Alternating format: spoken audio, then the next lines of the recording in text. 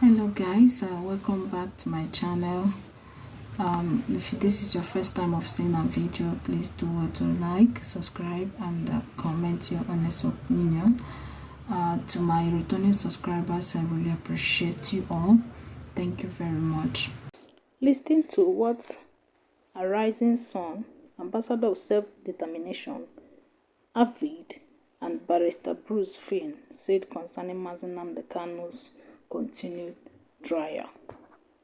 Father, could you tell us what is being filed today and read the letter, the cover letter of this petition?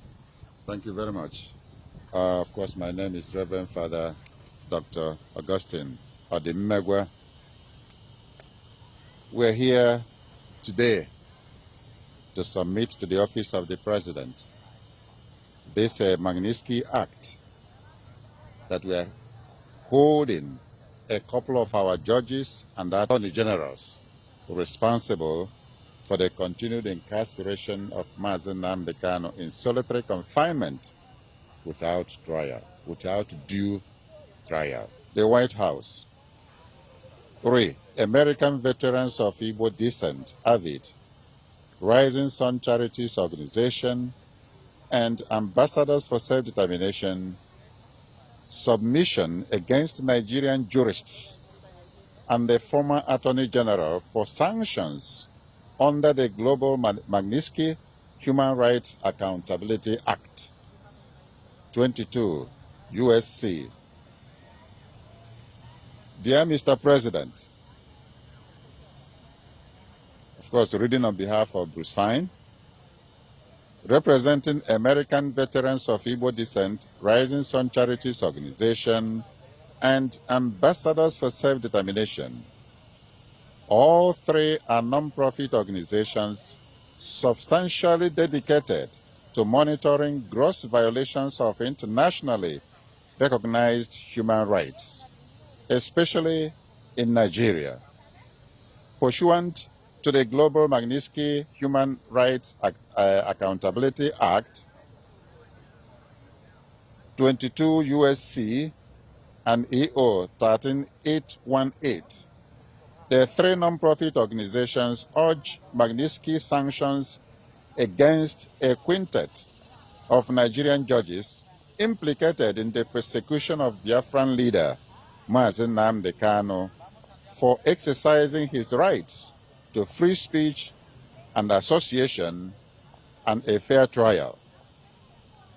The names include Justice Binta Motala Nyaku, Justice Harma Simon Samani, Justice Hama Akawa Barka, and Justice Mohammed Lawal Garba, and former Chief Justice of Nigeria Olukayode Ariwola. They also seek Magnitsky sanctions against former Attorney General Malam Abubakar Malami.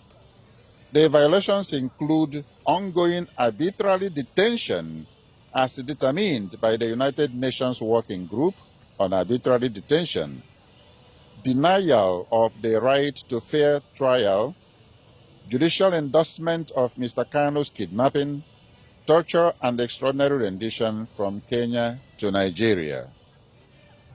Nigeria's protracted persecution of Mazi Nnamdi Kanu for peaceful advocacy of a self-determination referendum in Biafra commenced as early as 2015.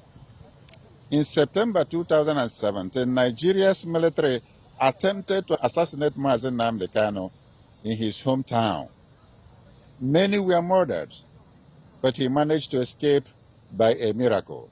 In June 2021, Mr. Kanu was kidnapped and tortured by Nigerian authorities in Nairobi, Kenya, followed by extraordinary rendition to Abuja, Nigeria.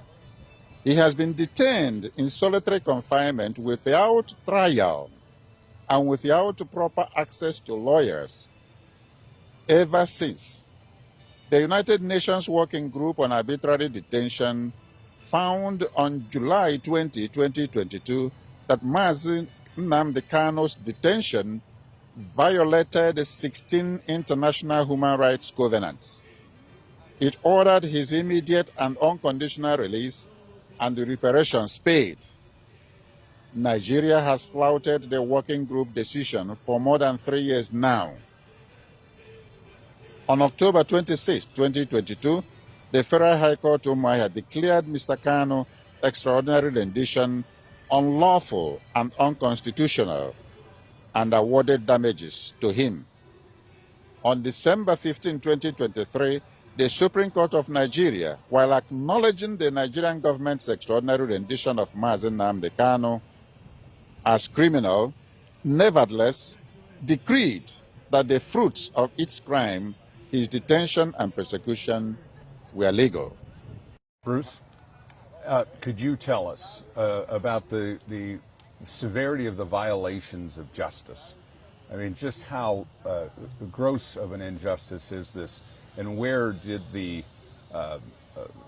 go off the rails in regards to how they treat Mazi Nnamdi Kanu? Well, a few pages of history often speaks volumes of logic here. The persecution really began even before the more recent kidnapping and torture in 2021. As far back as September in 2017, there's attempted assassination through the military to kill Nnamdi and his family and friends. Nnamdi escaped by a miracle. His friends, many of them were killed. And all of this is in violation of the international human right to seek self-determination. Indeed, that right was announced almost 250 years ago in our American Declaration of Independence. The right to government by the consent of the governed. A right that every group enjoys around the world. It wasn't limited to the United States. And the fact is that the Biafrans never joined Nigeria. They were forced at the point of machine guns by the British in 1914 to amalgamate with other portions of Nigeria. But there wasn't any vote, and so there's no need to secede from an organization you never joined.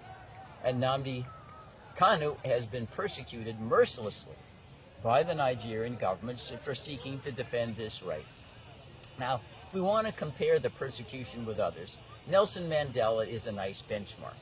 If you read his memoirs, on Robben Island when he was detained, he lived in a paradise compared to Mazi Nnamdi Kanu.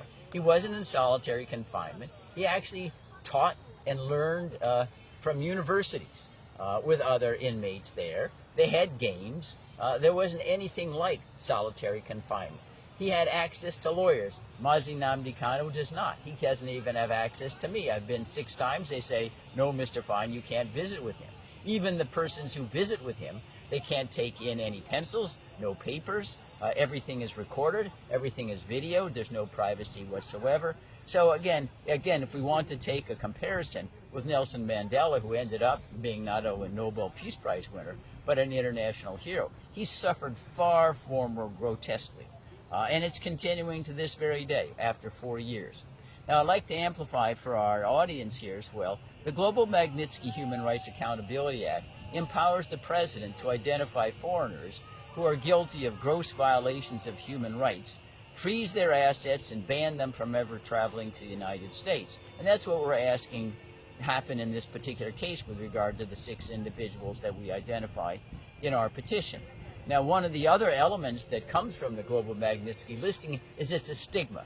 It puts you in the same category as notorious, horrible human rights violators, Adolf Hitler, Joseph Stalin, Kim Il-sung in North Korea, anyway, all the ones that you remember by reading in the newspapers.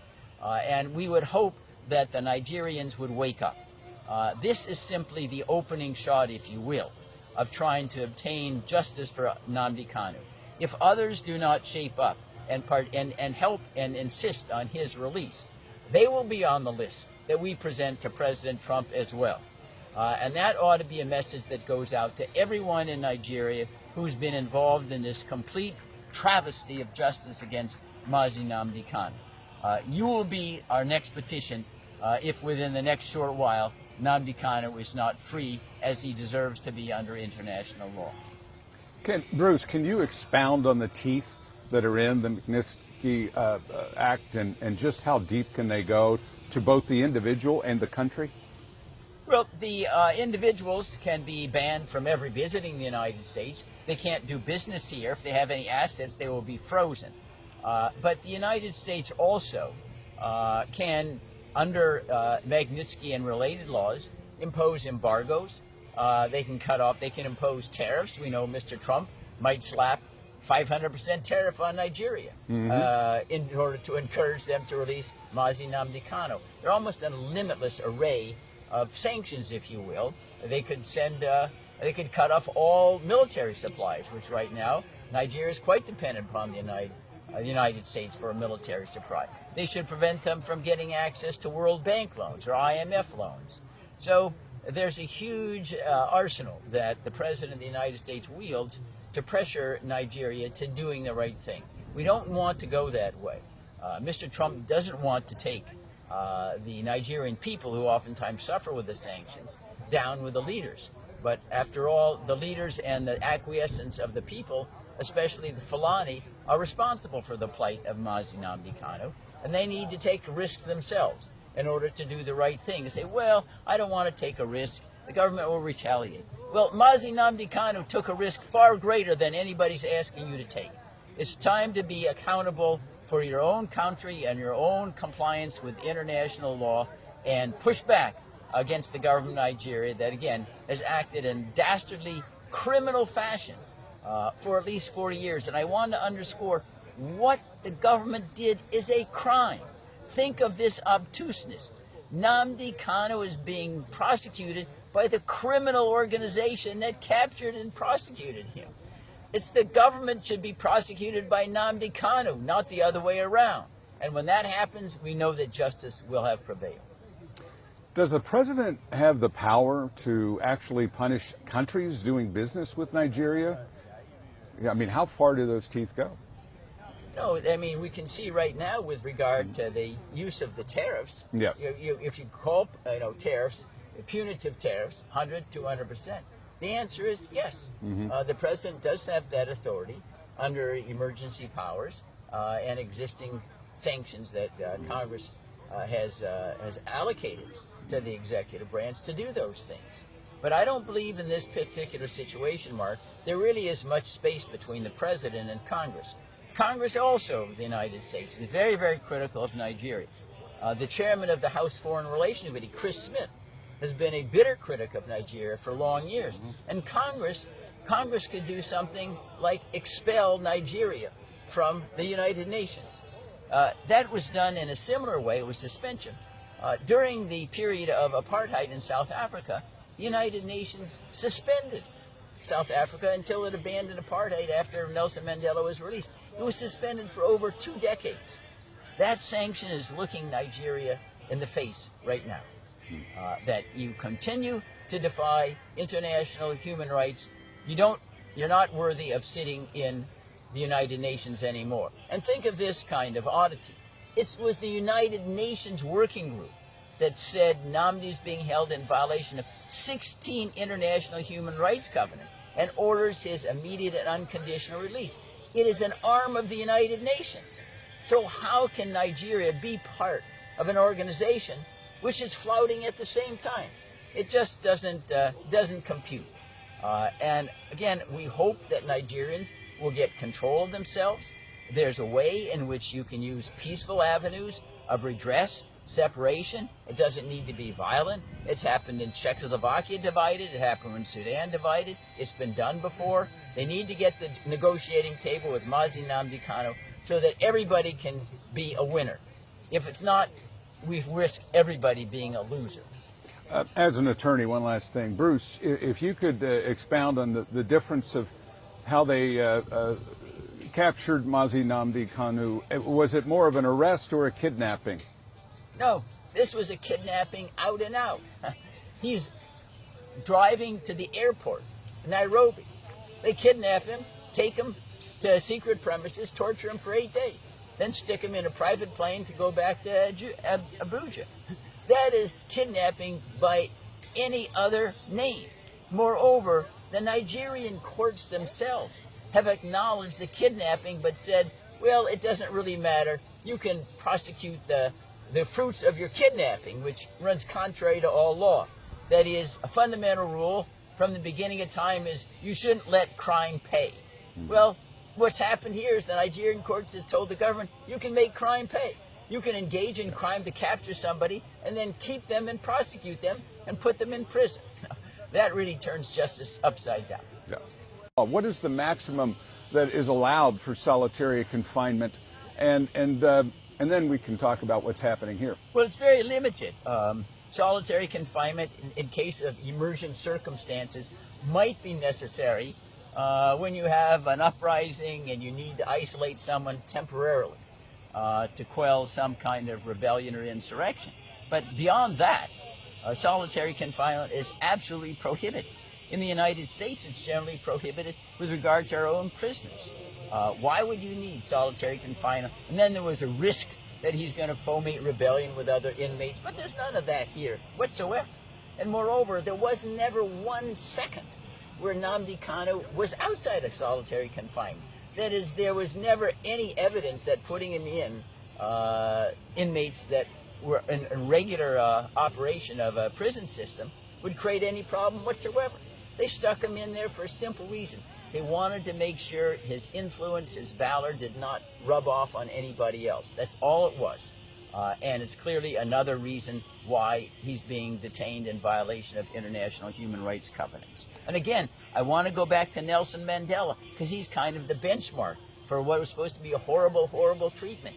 He lived in paradise compared to Nnamdi Kanu.